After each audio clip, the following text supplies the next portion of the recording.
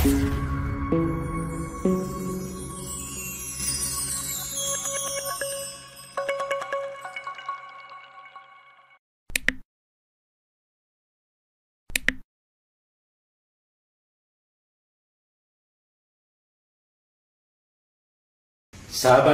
BPSDM, ketemu lagi dengan kami semua, khususnya kami dari Agenda 2 PKA. Pada kesempatan kali ini, kita akan mendiskusikan mengenai manajemen perubahan sektor publik. Sahabat-sahabat BPSDM, pada kesempatan ini yang akan menjadi narasumber adalah sahabat-sahabat kita yang luar biasa. Satu adalah Coach Denny. Assalamualaikum warahmatullahi wabarakatuh. Dan yang kedua adalah Coach Mahmudan. Terima kasih Pak Gatot. Assalamualaikum warahmatullahi wabarakatuh, sahabat. Kemudian saya ditemani oleh sahabat dari Agenda 2, yaitu Pak Iman. Assalamualaikum warahmatullahi wabarakatuh. Nah, Bapak Ibu, sahabat-sahabat BPSDM, rasanya juga perlu saya memperkenalkan diri. Saya Gatot Setio Tamtomo dan para sahabat BPSDM, manajemen perubahan dan tantangannya, apa itu dan lebih lengkapnya apa, saya persilahkan Pak Iman untuk menggali lebih lanjut pertanyaan-pertanyaan yang bisa disampaikan kepada narasumber yang tercinta ini. Silakan Pak Iman. Baik, terima kasih Pak Gatot, sahabat BPSDM, mohon izin Bapak narasumber yang ganteng-ganteng. Nah, berkaitan dengan materi manajemen perubahan sektor publik, dan tentu kita di birokrasi semakin hari semakin banyak tuntutan ya terhadap kinerja dari birokrasi yang tidak lain adalah sektor publik. Nah, yang ingin saya tanyakan yang pertama kali Bapak, nah, tentu dari tuntutan itu ya, kira-kira apa sih penyebabnya ya, sehingga semakin hari kok kita merasa birokrasi ini semakin tertantang seperti itu, sehingga ASN di seluruh wilayah NKRI ini juga bisa memahami, lebih khusus juga untuk kepada peserta PKA ya sebagai pemimpin perubahan. Baik, saya ingin terlebih dahulu bertanya kepada Pak Mahmudan, seperti apa Pak penjelasannya? Baik, terima kasih Pak Iman Iskandar ya. Ini pertanyaan bagus sekali. Dan ini tentu jadi banyak pertanyaan banyak pihak seperti ini. Jadi mengapa atau apa alasan penyebab munculnya tuntutan perubahan di sektor publik atau sektor pemerintah ini Pak? Jadi kalau kita bicara penyebab-penyebabnya itu banyak sekali penyebab terjadinya proses perubahan di sektor publik. Yang pertama, karena kita bicara sektor publik atau sektor pemerintahan, tentu perubahan itu pertama kali dituntut untuk dilakukan oleh para pimpinan atau pemimpin tertinggi di tingkat instansi tersebut. Ya. Jadi perubahan itu akan semakin memungkinkan dilakukan. Salah satu penyebabnya itu adalah karena memang pimpinan tertinggi di unit instansi itu menginginkan terjadinya perubahan, Pak Iman. Kemudian yang kedua, karena kita bekerja di birokrasi itu selalu terjadi perubahan-perubahan regulasi, kebijakan dan sebagainya. Maka perubahan itu harus dilandasi dengan regulasi kebijakan yang mengaturnya. Jadi perubahan itu disebabkan karena memang ada regulasi yang mengaturnya atau ada peraturan yang mengatur tentang perubahan tersebut. Nah, kita ketahui semua bahwa manajemen perubahan sektor publik ini diatur dengan regulasi, ada peraturan presiden, Perpres yang mengatur tentang roadmap reformasi birokrasi misalnya seperti itu. Nah, ini penting untuk disampaikan karena apa? Karena kita bekerja di sektor pemerintahan, sektor birokrasi, sehingga peraturan itu menjadi landasan utama dalam melakukan proses perubahan. Nah, kemudian yang ketiga, ini juga tidak kalah pentingnya. Kalau tadi secara internal birokrasi itu menghadapi tuntutan perubahan, ini ada faktor eksternal, ada pihak-pihak luar, ada faktor-faktor dari luar, ada pemangku kepentingan yang lain yang menginginkan terjadinya perubahan. Kita bisa melihat sekarang sektor swasta menginginkan pelayanan itu lebih cepat. Maka kita sebagai pemerintah yang memberikan pelayanan harus melakukan perubahan untuk memberikan pelayanan secara cepat. Nah, artinya pemangku kepentingan yang lain, dunia usaha, masyarakat kita menuntut pelayanan yang lebih tepat, cepat ya, kemudian kita melakukan proses perubahan tersebut. Nah, itu salah satu sebabnya. Nah, kemudian kita juga sekarang mengetahui dengan perkembangan ilmu pengetahuan dan teknologi sekarang berkembang sangat cepat, era disrupsi, apa yang terjadi di belahan dunia barat dengan cepat dan hitungan detik terjadi di tempat kita. Jadi perkembangan teknologi ini sangat cepat terjadi dan itu harus dirubah dengan proses perubahan-perubahan yang terjadi di kita, dan itu mengharuskan adanya proses perubahan.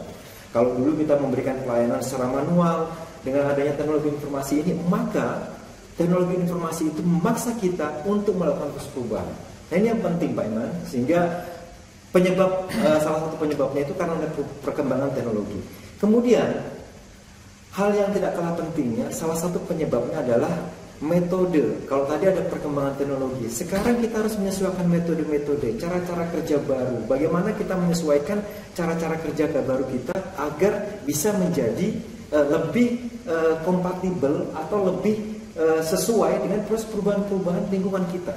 Jadi paling tidak ada 5 penyebab tadi yang saya katakan, itu yang menyebabkan proses perubahan di sektor publik atau pemerintahan ini dilakukan. Begitu Pak. Luar biasa Pak Mahmudani. Jadi ada 5 penyebab ya yang mendorong kita harus berubah nih sekarang. Birokrasi kita harus menyesuaikan seperti dengan penyebab dari perubahan tersebut. Nah, tentu saya berpikir dalam proses perubahan ini bukan hal yang mudah ya Bapak-bapak. Jadi mungkin pasti banyak hambatan yang terjadi ya di dalam kita ingin berubah. Betul. Secara pribadi saya ketika berubah itu cukup berat kalau kita tidak bisa mengatasi hambatan-hambatan yang ada di diri kita. Betul, ya. persis. Apalagi kalau organisasi yang banyak orang ya, yang sudah budayanya juga sudah melekat. Kira-kira apa sih hambatan-hambatan yang bisa terjadi kalau kita mau berubah di dalam proses perubahan itu sendiri? Mungkin saya mau tanya ke Pak Denny nih. Coach Denny. Oke, terima kasih Pak Iman atas pertanyaannya. Saya mencoba menjawab berdasarkan pengalaman ilmu yang saya tahu dari beberapa orang sumber. Oke, hambatan perubahan selalu ada. Ya, nah salah satunya adalah kita salah mendiagnosis. Salah mendiagnosa. Yang kemarin kita pernah membahas ada yang namanya metode coaching grow, ya kan? Ada goalnya apa, kemudian realitinya seperti apa, optionnya apa, and what nextnya apa. Nah, salah satunya awalnya adalah kita bagaimana mendiagnosis masalah. Kalau kita salah mendiagnosis masalah, masalahnya ada beberapa. Kadang-kadang persepsi orang beda-beda kan masalahnya. Dan disitulah kita harus menentukan agar tidak salah mendiagnosa masalah. Pertama itu. Kedua, perubahan sering sekali memakan waktu yang lama. Terkadang banyak anggota organisasi atau tim kita merasa lelah untuk melakukan perubahan itu. Padahal kita perlu tahu yang namanya proses itu perlu perjuangan. Jadi memang kita jangan sampai berhenti untuk terus niat untuk melakukan perubahan. Minimal niat baik. Kalau kita berniat baik, saya yakin hasil akhirnya akan baik. Kalau misalnya sekarang belum kelihatan hasil baiknya, berarti perlu proses. Nah, itulah yang kita perlu waktu yang agak lama. Karena ada istilahnya kita sering dengar easy come, easy go. Segala sesuatu yang mendapat kita mudah, biasanya hilangnya nggak mudah. Nah, itu untuk perubahan supaya itu terus dilakukan ya harus bertahan walaupun agak lama. Dan kemudian ada juga kadang-kadang ada para pemimpin dan agen perubahan merasa lelah yang tadi saya bilang, tidak bersemangat lagi untuk mempengaruhi orang satu sama lain. Jadi satu sama lain di satu organisasi harus menciptakan budaya mentransfer knowledge semangat satu sama lain. Kadang-kadang kita semangat, kadang-kadang naik turun semangat kita. Nah, kita harus saling mengafirmasi satu sama lain, memberikan inspirasi satu sama lain, memberikan motivasi. Walaupun kadang-kadang mungkin Mas Iman pernah memberikan motivasi kepada teman kita yang kurang semangat, tapi ada saat tertentu Mas Iman juga kurang semangat. Nah, karena kita tim itu ya harus saling menyebarkan, membudayakan semangat itu supaya terus ada perubahan dan hambatan itu bisa kita kurangi lah, kita eliminir. Kemudian ada para pemimpin dan agen perubahan berganti kadang-kadang. Kan ada yang namanya mutasi, ada yang namanya promosi. Nah, yang kita sayangkan pada saat pergantian itu masih ada beberapa pimpinan yang lama tidak menciptakan komunikasi yang baik sehingga ada berkelanjutan. ada istilah going concern, ya, berkelanjutan. Nah, itulah mudah-mudahan pemimpin lama dan pemimpin baru saling terus komunikasi, bersosialisasi, kolaborasi, sehingga tujuan akhirnya tetap sesuai dengan awal yang kita targetkan. Dan masih ada juga beberapa anggota tim yang kadang-kadang melakukan penolakan, Pak. Resistensi atau pengengganan, nggak mau melakukan untuk berubah dari lingkungan internal dan eksternal. Itu pasti ada. Jadi positif negatifnya di suatu organisasi ada yang resisten, ada yang semangat, ada yang resisten, ada yang semangat. Itu yang memerlukan tim itu saling mengingatkan dan saling menguatkan, sehingga hambatan-hambatan yang ada kita bisa eliminasi dan kita terus melanjutkan tujuan kita apa, goal kita apa. Itu mungkin salah satu yang perlu. Gitu. Iya, luar biasa sekali ya. Jadi tadi Pak Mahmudan menemukan perubahan, Pak Denny lihat hambatan. Saya lihat hambatannya ini banyak yang dari dalam ya Pak. Iya. Nah, kira-kira itu ada nggak sih manajemen perubahannya, Pak? Dan kemudian mungkin apa ya alurnya, tahapan untuk manajemen perubahan itu? Silakan Pak Mahmudan atau Iya, Pak Mahmudan.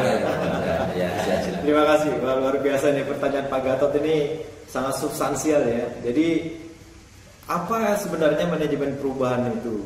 Kemudian alurnya itu seperti apa kan begitu kan Pak ya?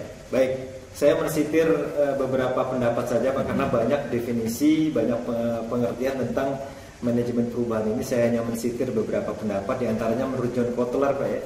Jadi manajemen perubahan atau change management itu adalah suatu pendekatan untuk mengubah individu Pak. Jadi individu dulu dirubah. Jadi pertanyaan Pak Iman, individu dulu dirubah, kemudian tim dirubah, dan organisasi itu harus dirubah. Apa tujuannya? Untuk mencapai kondisi masa depan yang lebih baik yang diinginkan. Jadi itu definisi menurut John Kotler. Kemudian selain itu juga ada definisi yang digunakan oleh penulis yang lain atau akademisi yang lain. Menurut Karen Kaufman maupun Kathy Lutz ya. Jadi manajemen perubahan itu sebuah pendekatan. Jadi sebuah approach yang terstruktur untuk membantu organisasi dan orang-orang dalam organisasi itu bertransaksi Pak, secara perlahan. Maksud bertransisi maksud saya, bukan transaksi. Transisi secara perlahan-lahan tapi pasti. Jadi perubahan itu menurut Kathy Lutz maupun Kaufman itu pelan-pelan, perlahan-lahan tapi pasti. Itu poin pentingnya. Nah, dari mana? Dari keadaan yang sekarang terjadi, situasi yang tadi yang saya katakan, manajemen perubahan itu adalah kita menghadapi tantangan perubahan, kemudian keadaan sekarang ini menuju keadaan yang lebih diinginkan, lebih baik. Nah, itu adalah beberapa pengertian definisi tentang manajemen perubahan. Sehingga dapat disimpulkan Pak Gatot bahwa manajemen perubahan itu semua merupakan suatu proses yang sangat sistematis. Jadi dia harus sistematis, yang harus dilakukan, yang membuat sesuatu itu berbeda, menuju ke arah yang lebih baik, dan baik itu untuk individu, pegawai maupun organisasi. Jadi kalau kita bicara manajemen perubahan atau change management, rubah dulu individunya, rubah dulu timnya, dan rubah organisasinya. Nah, kira-kira begitu. Kemudian bagaimana Pak? Prosesnya harus dilakukan secara sistematis. Artinya apa? Ada tahapan-tahapan perubahan yang harus direncanakan. Kemudian ada hal-hal yang harus diukur dari perubahan tersebut. Kemudian ada hal-hal yang harus disampaikan kepada publik secara terbuka tentang perubahan-perubahan yang ingin kita lakukan. Jadi harus dikomunikasikan, diintegrasikan, dan jangan lupa itu harus bekerja sama dengan pihak-pihak lain untuk melakukan proses perubahan. Karena perubahan itu tidak bisa dilakukan sendiri. Nah, oleh karena itu sangat penting untuk memahami pertanyaan Pak Gatot tadi, apa sebenarnya change management atau manajemen perubahan itu pertanyaan sangat mendasar dan dijelaskan oleh Pak Ahli seperti yang saya sampaikan tadi Pak. Iya, ya luar biasa Pak Mahmudan. Ini berarti makin jelas bahwa sebetulnya perubahan yang diharapkan itu memang tidak tiba-tiba gitu. Betul sekali. Tiba-tiba. Dan karena tidak tiba-tiba berarti itu direncanakan gitu. Betul. Ya. Perubahan harus direncanakan Pak. Betul. Iya betul. Nah sekarang kalau itu perubahan itu direncanakan, pasti ada manfaatnya dong. Betul. Nah, kira-kira apa ini manfaat? Coach Denny nih Pak. Oke, ya. coba. Ya, Terima kasih. Silakan. Mudah-mudahan kalau kita niat untuk memberi manfaat, saya yakin perubahan akan bermanfaat. Ya kan? Jadi proses perubahan itu dapat disusun dan dikelola dengan sistematis, sistem. Jadi tidak sendiri, secara sistem sejak diagnosa tadi yang saya sampaikan atau diidentifikasi permasalahannya. Perencanaan perubahannya bagaimana, pelaksanaan hingga evaluasinya. Nah, itu manfaatnya. Kemudian dapat memberikan kejelasan tentang 5W 1H yang sering kita dengar ya. What-nya, apanya, ya kan? Why-nya, kenapa kita melakukan perubahan, kemudian gimana, where, gimana perubahan itu kita akan lakukan, kapan perubahannya, when-nya, dan oleh siapa atau untuk siapa, who atau whom, itu harus jelas. Sehingga, dan kita juga harus memikirkan how-nya, bagaimana. Tapi kadang-kadang ada how tambahannya, ada how much, how many. Ya, kadang-kadang kita perlu anggaran itu. Ya, memang kadang-kadang bilang, wah tidak perlu ada anggaran juga nggak apa-apa. Tapi ternyata walaupun sedikit, tapi minimal ada pemicunya, sehingga lebih semangat gitu. Kemudian manfaat yang lainnya adalah mengurangi risiko resistensi, ya, atau penolakan atau kegagalan. Ya, ada kita sering dengar high risk, high return, ya kan? Dan artinya kita harus menyampaikan satu sama lain di antara anggota tim bahwa risiko besar suatu saat return juga akan besar. Jadi kalau kita mendapat sesuatu yang besar, kita pengorbanannya besar, gitu kan? Dan ada juga untuk membantu menyelaraskan sumber daya yang ada dalam organisasi. Ternyata sumber daya itu tidak hanya sumber daya manusia, tidak hanya sumber daya keuangan atau anggaran, tapi ada beberapa, ada 5M katanya. Man-nya itu sumber daya manusianya, mesinnya, ya kan? Bagaimana supporting aplikasi atau komputer, alat sarana dan prasarananya, kemudian money-nya, anggarannya, ya, kemudian metodenya seperti apa. Nah, sekarang yang sering terdengar kita dengar adalah metode coaching yang perlu sangat diterapkan di setiap kegiatan, karena coaching itu hanya suatu metode mendampingi bagaimana anggota tim bergerak lebih cepat daripada sebelumnya. Dan ada materialnya, tools-toolsnya yang bisa kita gunakan sebagai nantinya akan menciptakan produksi lebih baik, kinerja lebih baik daripada sebelumnya. Itu manfaatnya. Ya, luar biasa sekali ini. Jadi kita sudah bisa melihat manfaatnya sesuai dengan yang diidealkan. Oke, jadi selain itu juga ada juga Pak, yang kita juga memungkinkan organisasi untuk menilai dampak keseluruhan dari perubahan. Jadi kita ingat juga yang namanya input, proses, output, outcome, benefit, dan impact. Nah, yang impact itu adalah visi pimpinan kita, atau visi negara kita, atau visi kepala daerah, ya. Kalau impact, benefitnya itu manfaat yang masyarakat terima, karena kita kan membahas tentang birokrasi, bagaimana kita organisasi publik yang memberikan pelayanan kepada masyarakat. Jadi manfaatnya adalah mempermudah masyarakat, mempercepat. Outcome-nya, apa yang kita lakukan, organisasi lakukan adalah terlihat hasilnya. Sedangkan kalau output ya seperti hanya evidennya saja kalau output. Nah, prosesnya itu dari awal, dari perencanaan ya, sampai evaluasi tadi. Nah, inputnya yang tadi 5M tadi Pak. Ya, man, machine, money, method, and material. Jadi masih banyak lagi Pak manfaat yang lain yang bisa kita dapatkan dari perubahan itu. Ya, ada perubahan dapat dilaksanakan dengan hati-hati untuk mengurangi seminimal mungkin dampak negatif terhadap proses bisnis kita, aktivitas organisasi. Saya sering banyak orang bilang change, ya, berubah. Nah, ada yang lebih keren lagi, saya sering dengar juga change or to be changed, berubah. Kita harus berubah atau kita dipaksa berubah orang lain. Nah, kalau dipaksa orang lain untuk berubah itu agak tersiksa. Lebih baik individunya yang berubah, beradaptasi dengan lingkungan. Kemudian proses manajemen perubahan yang efektif dapat mengurangi risiko yang terkait dengan perubahan. Ya. Nah, itu kemudian ada lagi waktu pelaksanaan dan target perubahan lebih jelas dan terukur. Jadi ada target dan realisasi setiap hari itu yang 5W1H itu bisa terlihat Pak perkembangannya. Makanya setiap tahun ada evaluasi, ya kan? Targetnya berapa awal tahun, realisasinya akhir tahun seperti apa. Kita bisa melihat dari kualitas atau kuantitas, persentase atau jumlahnya, ya kan? Kemudian Manajemen perubahan menyediakan cara atau strategi untuk mengantisipasi tantangan dan hambatan dalam melakukan perubahan. Sering juga kita dengar yang nama analisa SWOT itu. Ya, dengan analisa SWOT itu pasti kita akan lebih mudah melakukan perubahan untuk menghasilkan kinerja organisasi yang lebih baik daripada sebelumnya. Terakhir, menciptakan peluang untuk mengembangkan praktik terbaik, ya, best practice. Best practice itu ya itu sharing pengalaman satu sama lain di antara anggota organisasi yang ada untuk sama-sama kita bergerak untuk menuju not only good team but great team for the organization, gitu Pak.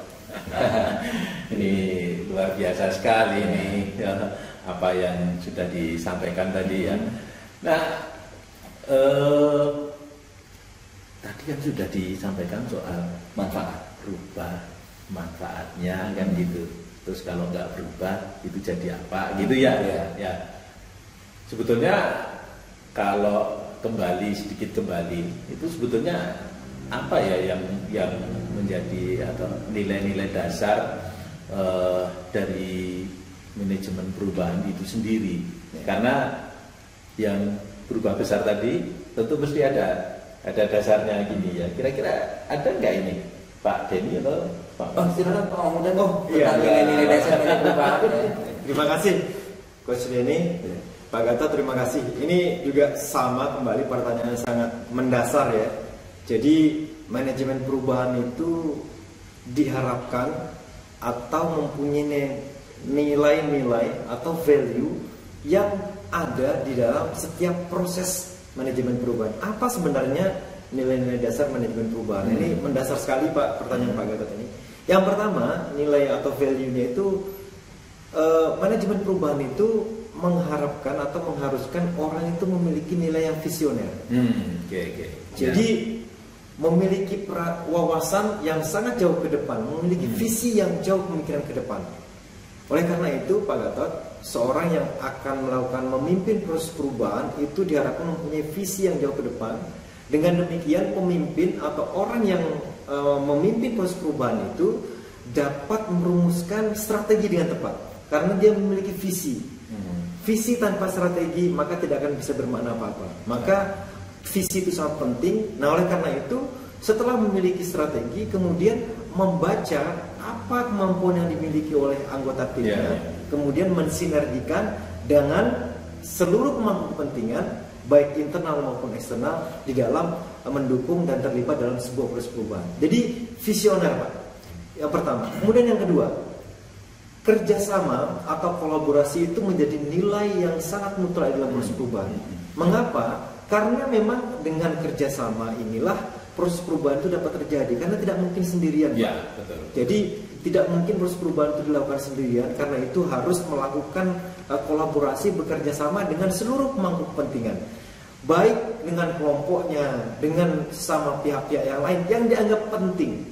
Nah, oleh karena itu diharapkan seseorang yang ingin melakukan proses perubahan itu harus memiliki kesadaran secara sendiri-sendiri, ya, bukan hasil rekayasa atau manipulasi, agar orang itu memiliki kesadaran untuk melakukan proses perubahan itu, Pak. Nah, kemudian nilai dasar yang ketiga adalah kemitraan. Kalau tadi kolaborasi, sekarang partnership atau kemitraan. Jadi kerjasama yang sudah dilandasi sebuah prinsip atau kepentingan yang saling membutuhkan itu akan menjadi partnership, Pak. Akan saling membutuhkan, saling memperkuat dan saling menguntungkan. Jangan lupa Pak, saling menguntungkannya ini. Biar kerjasama bagaimanapun kalau tidak menguntungkan, untuk apa kerjasama? Win-win solution. Win-win solution. Harus saling menguntungkan sehingga hubungan ini dapat dibangun secara sukarela. Nah, oleh karena itu prinsip yang keempat yang sangat penting untuk dilakukan, proses perubahan ini harus disampaikan kepada seluruh pihak yang terlibat dalam proses perubahan. Oleh karena itu ada informasi atau nilai-nilai informatif yang harus dilakukan, yang harus disampaikan dengan pihak lain. Menyampaikannya pun harus efektif, Pak. Harus dengan komunikasi yang efektif. Karena kalau salah, itu pihak lain bisa salah menerima proses perubahan ini. Saya maunya begini, tapi cara menyampaikannya tidak tepat, maka akan menjadi masalah. Nah, kemudian nilai dasar yang kelima adalah bagaimana proses perubahan itu bisa merespon apa yang terjadi di lingkungan sekitar kita. Ketika ada sesuatu yang terjadi, maka perubahan itu diharapkan mampu menanggapi, merespon apa yang seharusnya dilakukan, masalah-masalah apa yang dihadapi, sehingga perubahan itu kompatibel atau sesuai, memiliki keselarasan dengan apa yang diinginkan oleh pemangku kepentingan lingkungan kita, Pak. Nah, oleh karena itu ini sangat penting. Kemudian nilai yang tidak kalah pentingnya, nilai perubahan yang harus kita sampaikan, Pak, adalah bagaimana proses perubahan ini adaptif. Adaptif itu artinya bisa menyesuaikan diri dengan situasi kondisi perubahan di dalam lingkungannya. Kalau perubahan tidak adaptif, maka perubahan itu cenderung akan resisten, akan menerima resistensi penolakan yang luar biasa. Nah, oleh karena itu perubahan ini harus adaptif. Jadi 6 nilai perubahan itu sangat penting, Pak. Value ini sangat penting karena value itulah yang diharapkan mampu merubah seseorang karena memiliki pemahaman terhadap nilai-nilai tersebut. Demikian Pak Gatot. Ya, luar biasa sekali ini. Jadi alurnya memang dari luar didorong masuk di dalam tuh pengen berubah gitu ya. Terus itu sudah jadi kemudian dia harus diterima. Kalau nggak diterima ya percuma kayak gitu ya. Luar biasa sekali.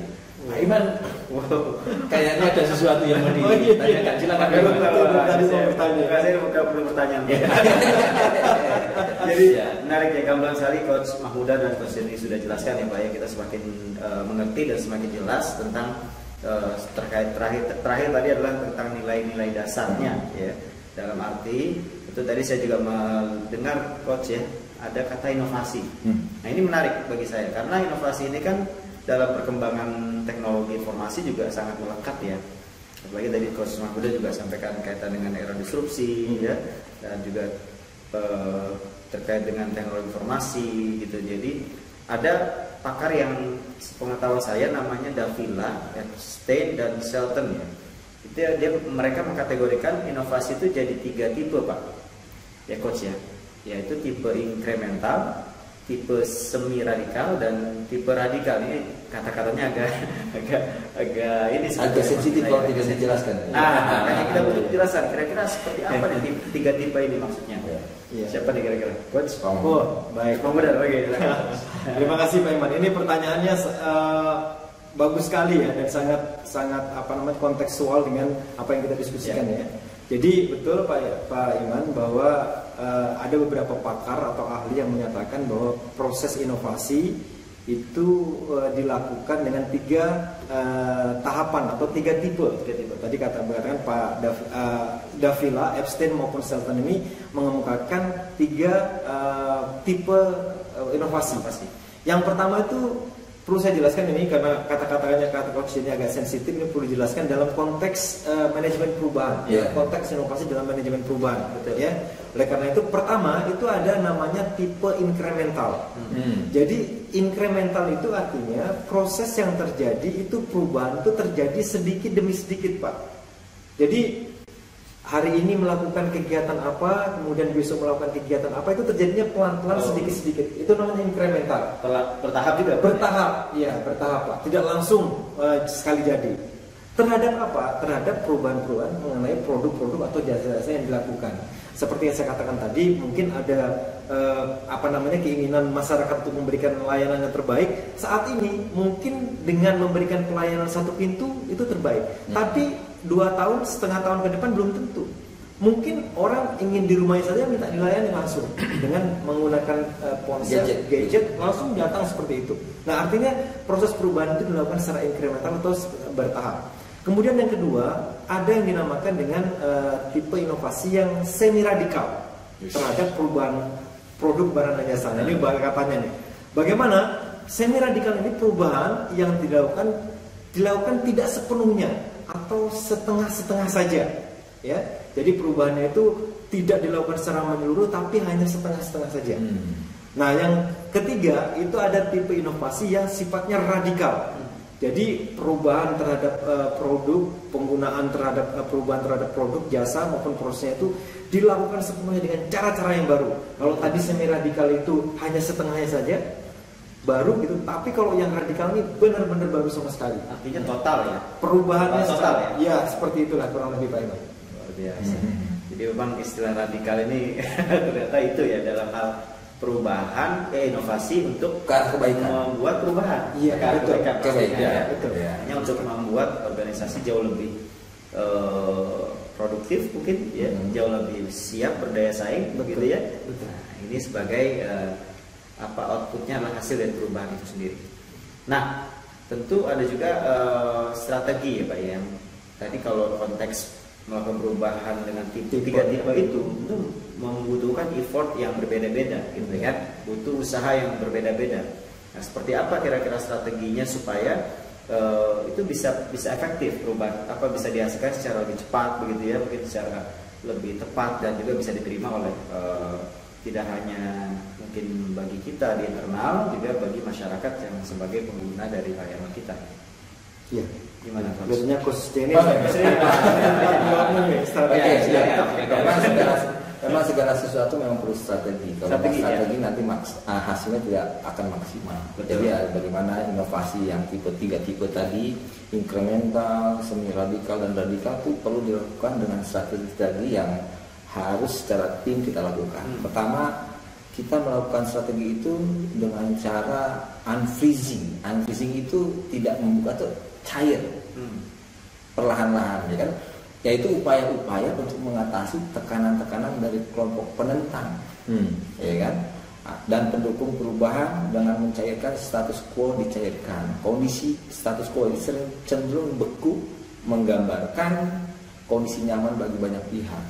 Jadi ada orang di dalam organisasi, udah begini saya sudah nyaman, ngapain ada perubahan?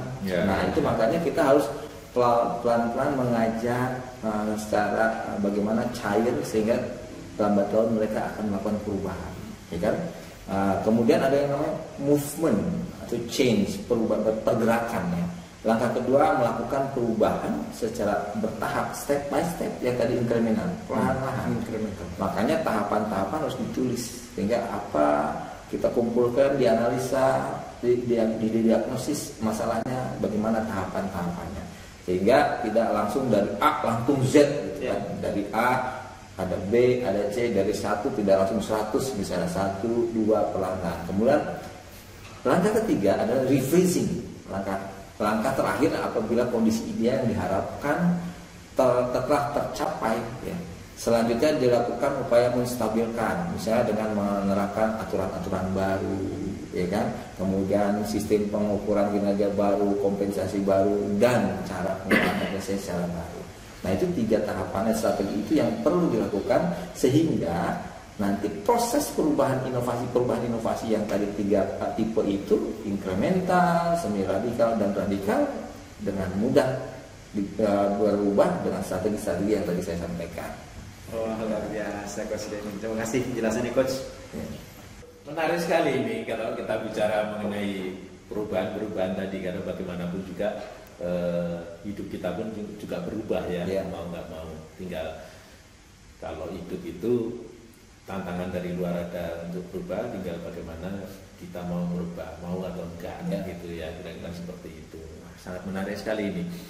Coach Denny dan Coach Mahmudan ini memberikan pengetahuan, tambahan pengetahuan yang luar biasa bagi kami semua. Mudah-mudahan bermanfaat. Ya, mudah-mudahan sahabat-sahabat BPSDM juga menikmati apa yang tadi dijelaskan dengan lancar, clear, jelas oleh kedua coach kita. Ya. Terima kasih sudah menikmati pertemuan kami, sudah menikmati ilmu-ilmu yang barangkali baru. Kalau ini ilmunya lama akan memfresh lagi, mengingatkan lagi, dan mudah-mudahan kita bisa berjumpa pada episode-episode berikutnya. Bapak Ibu, sahabat-sahabat BPSDM, sampai jumpa. Terima kasih. Wassalamualaikum warahmatullahi wabarakatuh. Waalaikumsalam warahmatullahi wabarakatuh.